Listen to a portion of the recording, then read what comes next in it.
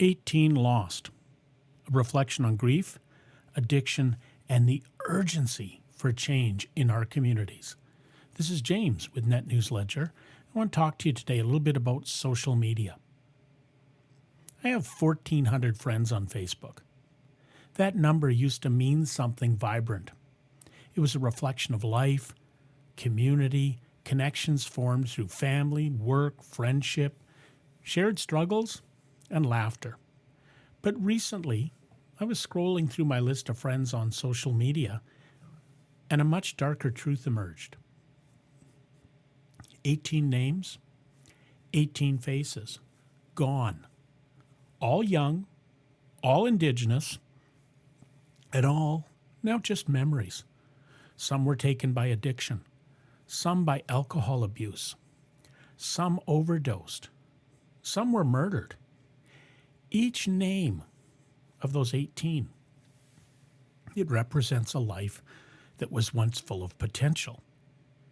Stories yet to be written, dreams yet to be reached, but they're gone permanently. To say that I was astonished would be an understatement. I've tried to be a supporter, an ally, someone who walks alongside my friends and neighbors, especially the Indigenous youth I've met along my journey in Thunder Bay. And that's through the hard times as well as the good. But the magnitude of these losses in such a short period of time shakes me deeply. They're not statistics. These were people I knew. 18 lives. Multiply that across our communities, and it's clear we are in a crisis. Addiction is not a choice, it's a crisis. Now, personally, I've never been drawn to drugs. I've never smoked cannabis. My idea of a painkiller is Aleve or Advil, and usually those little orange baby aspirin for those cranky mornings when my knees tell me I shouldn't have skied so hard as a teenager. I live life by a personal mantra of getting high on life. But I'm starting to realize something. For many, life doesn't feel like something worth getting high on. Far too many young Indigenous people live lives that are isolated, traumatized, and they see it as void of opportunity. Between the scars of intergenerational trauma, the systemic racism, underfunded education, a lack of housing, a lack of mental health supports, a lack of access to clean water. I've met with youth in the North who tell me that they don't see any hope because even if they have a bath, they get sick. What kind of a world are we giving those youth?